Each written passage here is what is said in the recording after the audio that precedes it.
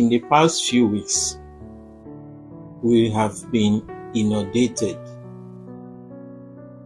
overwhelmed with a lot of news that are on the negative side.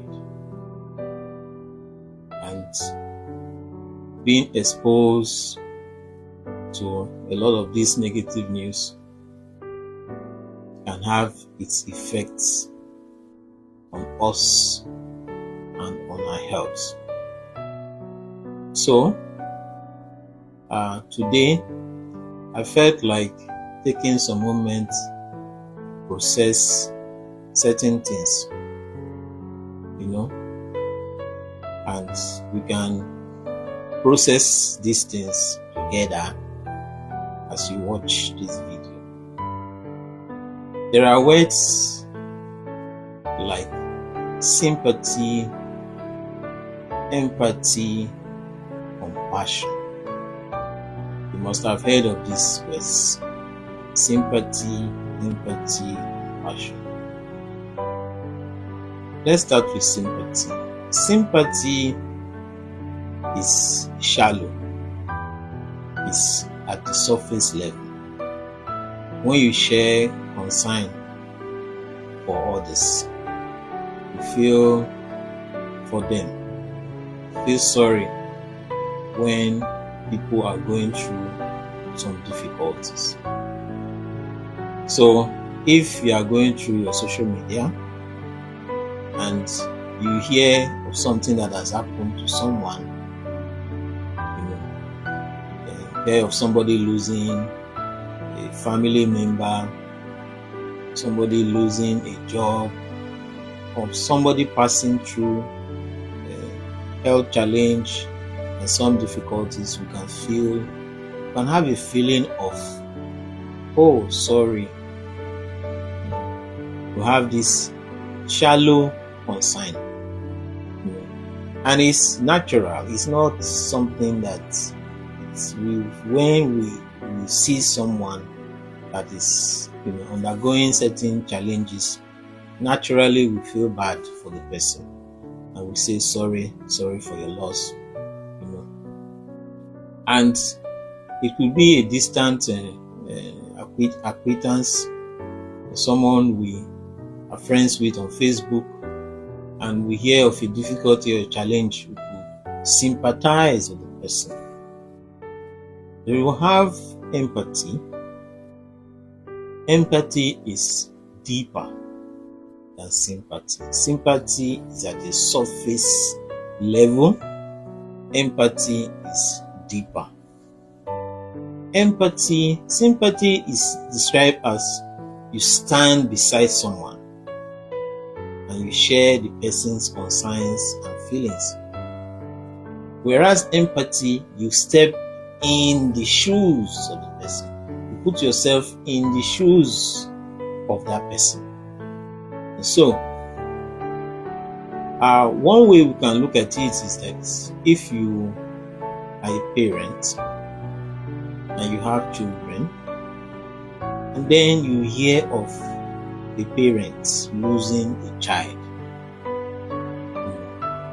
through an unfortunate incident, that this parent lost a child. And if you are a parent yourself and you hear of that, you now think, this could be my child. My child is of this age. You now put yourself in the shoes of that parent. And now, what if it was my own child? You feel so bad, and you think deeply about what the person is going through. And you say, oh, I have a child of my child is the same age as this person. Imagine if this did not happen to my own child. This must be tough. I feel for the father. I feel for the mother. I wonder what they must be going through. if you are able to place yourself in the shoes of that person, you could express deep emotions regarding the situation. You could empathize with the person, not on a surface level, but on a deeper, empathic level, where we'll feel deep emotions for what the person is going through. So that's sympathy and empathy. And what about compassion? Compassion is after you felt these emotions, you not only sympathize, you empathize with the person, you share these emotions, then what do you do about it? If the emotions you share, if the empathy you feel for the person, if it now moves you to do something to help the person, that is now compassion. Compassion is deep emotions, empathy with action. That is compassion. That is why when you hear somebody say leaders lack compassion, it's not as if the leader will not feel bad if something happens to those that he is leading. It's not that the leader, if his parents and children have died or children are kidnapped, it's not as if that leader cannot empathize being a parent. But what action does the person take? That is where compassion comes in. If the leader now stops, if he has an event that he wants to, something that involves merriment, have a dinner or something, and now cancels it, and now decides to attend to the issue, to go to the community, to go to the place where this disaster, where this incident has taken place, to now listen to the worries and cries, the anxieties and pain of these people, and now share words of comfort and comfort them and stay with them and provide some means to alleviate the suffering that they are going through, then we say that leader has compassion. The leader not only felt bad for what has happened, the leader took action to ameliorate the suffering that the persons are going through. That is compassion. Sympathy, empathy, compassion is when these feelings and these emotions moves you to act. That is compassion. So compassion is a more active form where people are going through some challenges and some difficulties, you take steps to act. Let me give an example. You come across a post on your social media where you see a genuine plea.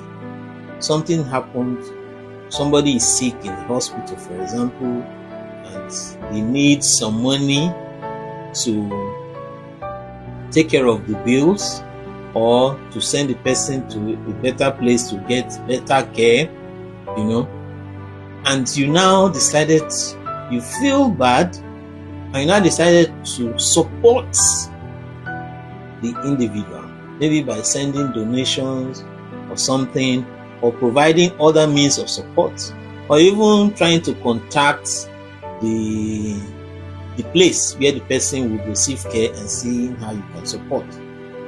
So the actions you now take, that's what makes you a compassionate person, and not just one who felt bad over the situation. So compassion moves us to taking action. Now, Let's say you are a compassionate person, a compassionate leader, and now there are a lot of things happening, a lot of problems. There is disaster here in this community.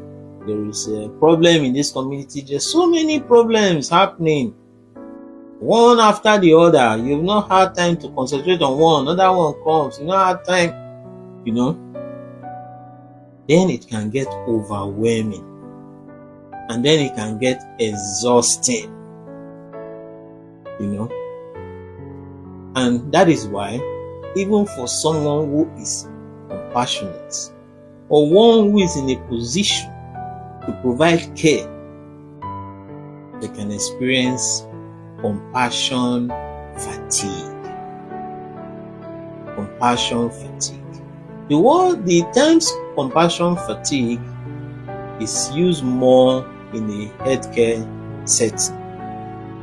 Compassion fatigue is a state of emotional, physical, and psychological exhaustion that arises from continually caring for people who are suffering.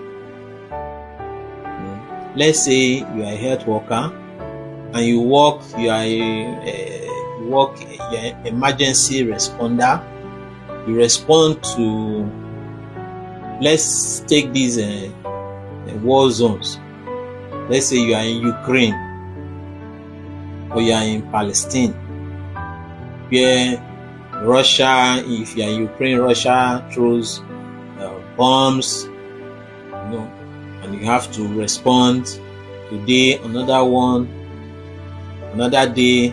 If you are in Palestine, Israel strikes, missile strikes here, missile strikes there. If you are continually caring for people who are suffering, continually caring, so you have a situation whereby you are a health professional, you're responding to emergencies, people who have been struck down, some who are injured, and you are providing care. These people are crying, they are in pain, they are in suffering, and you are doing your best to provide care for them, to treat them, to comfort and console those in pain, those in agony. And you will not keep doing this, you keep at it. At a point, you can suffer from this state of compassion fatigue, a state of emotional, physical, and psychological exhaustion. It can happen to anyone who cares for others. It is said to be secondary, also called secondary traumatic stress, vicarious trauma, cost of caring. Why is it called secondary trauma? The first trauma, if let's say you are in Ukraine and there's a strike in a residential apartment, and you go to respond, and that's the primary stress is on those people who have been struck down, those who are affected. Secondary stress, secondary trauma is on you who is responding to that care. So that secondary trauma or vicarious trauma is for those caring. And so you can have a situation whereby if you are continually exposed to those who are in need of care, you could have compassion fatigue, where you can really get exhausted and tired. And that is why, if you are a leader, you could also get exhausted. You can get tired. And that is why you have people that are working with you, where you can delegate tasks. And you can have situations whereby there's a problem in this community, you delegate people to go and take care of that problem. There's a problem here, then you yourself will go and attend to some of the issues while you have delegated to others, because it is not easy for one person to keep on shouldering, carrying all the responsibilities. You have to delegate so that you can have time to rest and time to recover. And that is why if you are head personnel and you are working in a place where you have few hands, it becomes challenging, because you won't have enough time to rest, you won't have sufficient breaks, and as such, you would just be overworked and overloaded. And with time, you could suffer compaction fatigue, and it can lead to burnout syndrome, something I've talked about in another video. So that can happen.